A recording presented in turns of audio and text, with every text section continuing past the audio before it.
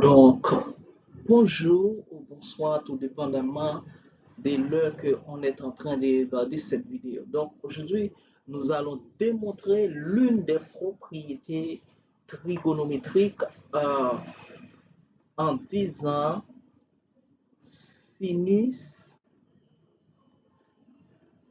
de langue bêta plus cosinus de langue bêta euh, par la cotangente de cette même angle, ça fait un conséquente de cette même angle. Donc, on va démontrer cette propriété. Pour démontrer cette propriété, il faut travailler au premier membre. C'est-à-dire, lorsqu'on parle du premier membre, c'est-à-dire euh, ce, cette membre-là. OK? On va travailler au premier membre. Ici, c'est le premier membre. Et ici, c'est au second membre. OK? Second membre. Ici, c'est le second membre. Donc, on écrit travaillons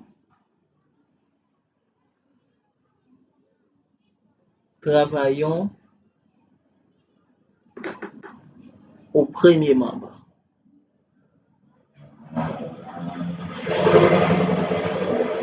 Au premier membre. OK.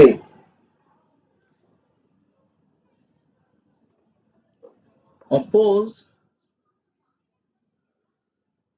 sinus de langue bêta plus cosinus de langue bêta à multiplier par la cotangente de cette même angle, ça fait conséquente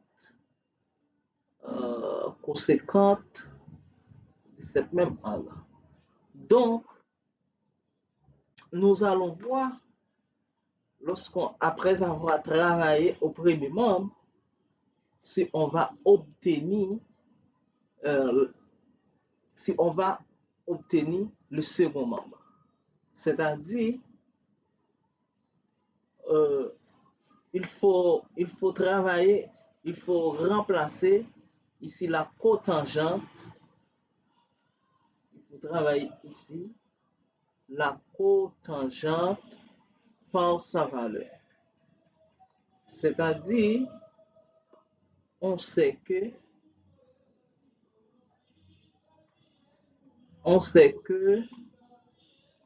la cotangente de bêta, ça fait cos bêta sur sinus bêta. OK. Ici, on peut remplacer la cotangente par sa valeur. C'est-à-dire, on nomme ici cette relation star, on revient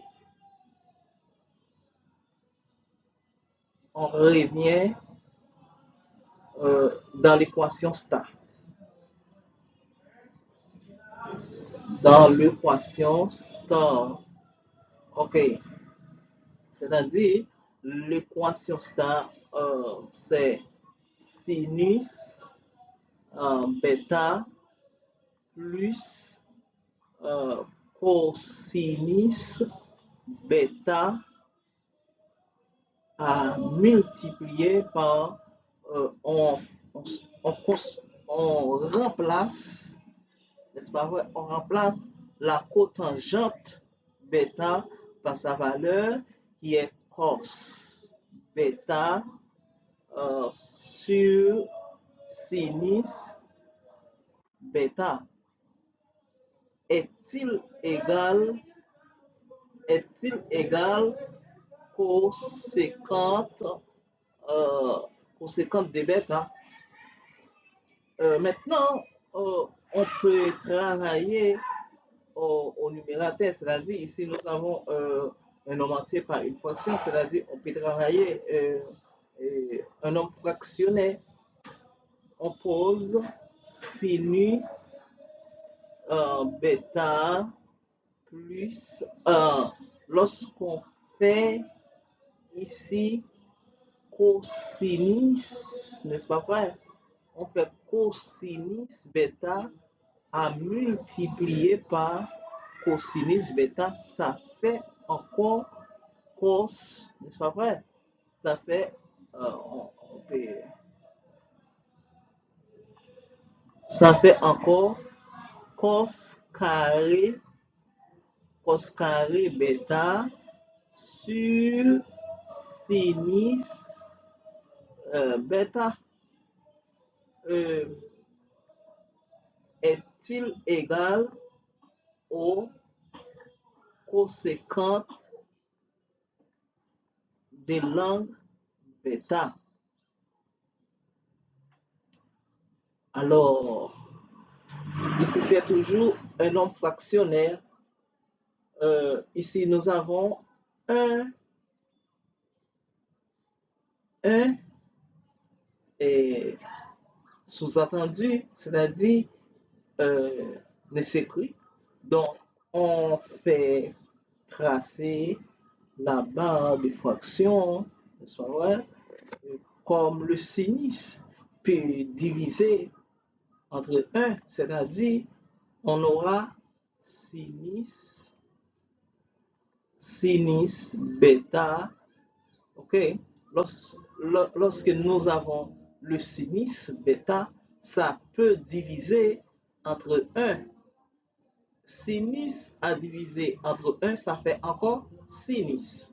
Mais lorsqu'on prend le sinus et on multiplie aussi par le sinus, c'est-à-dire on trouve les sinus au carré de l'angle bêta plus le cosinus au carré de l'angle bêta est-il égal au coséquente, n'est-ce pas vrai, au coséquente de l'angle bêta.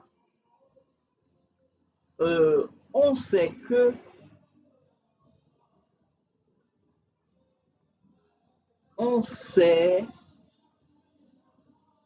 que d'après la relation fondamentale,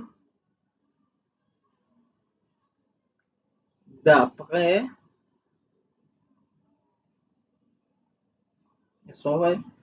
la relation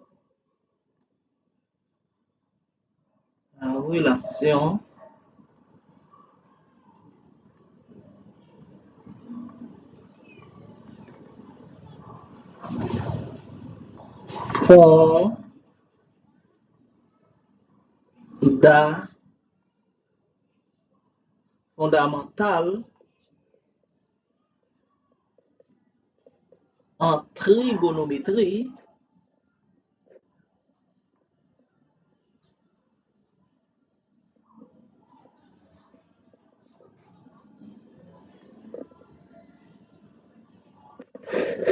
lorsque nous avons, est-ce vrai? Lorsque nous avons cos carré de l'angle bêta plus sinus carré de l'angle bêta,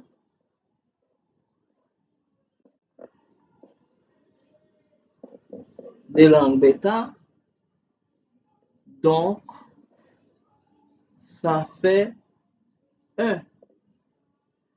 OK? C'est la relation fondamentale.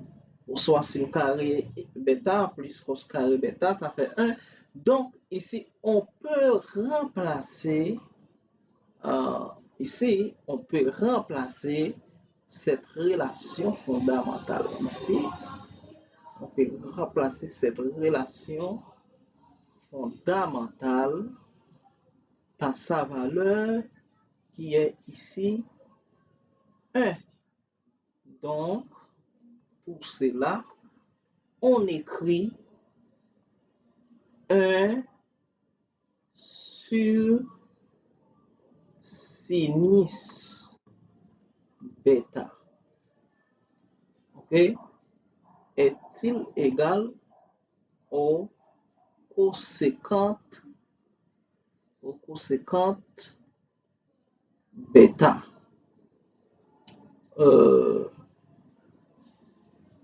D'après la classe 1 que je fais, donc lorsque nous avons l'inverse du sinus, on peut revoir la première classe en trigonométrie que je fais sur cette channel. Lorsque nous avons l'inverse du sinus, ça fait encore coséquente.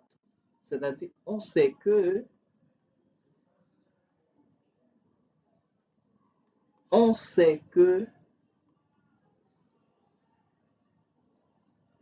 le coséquent, excusez-moi, la coséquente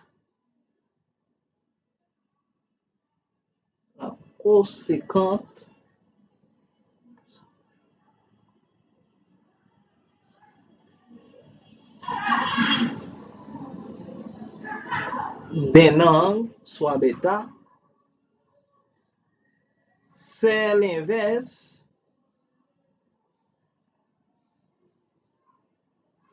du sinus de cette même angle, soit bêta. OK? C'est-à-dire ici, c'est-à-dire l'inverse du sinus de l'angle bêta, ça fait encore coséquente de cette même angle. C'est-à-dire, c'est vérifié. Puisque c'est vérifié ici, donc on écrit sinus, n'est-ce pas vrai, de l'angle bêta plus cotangente, coséquente de l'angle bêta par la cotangente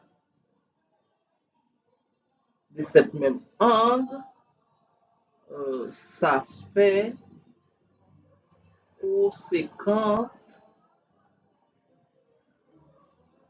de l'angle bêta.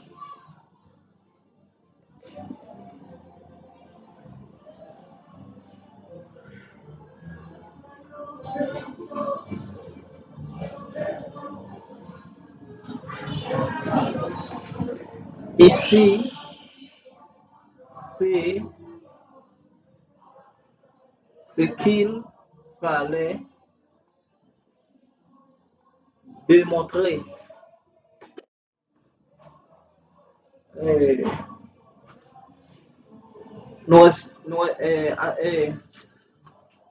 Ici, jusqu'ici, nous restons donc priez de partager, de laisser un commentaire et de quitter un like. OK? On verra pour une autre vidéo. Bye bye et à la prochaine.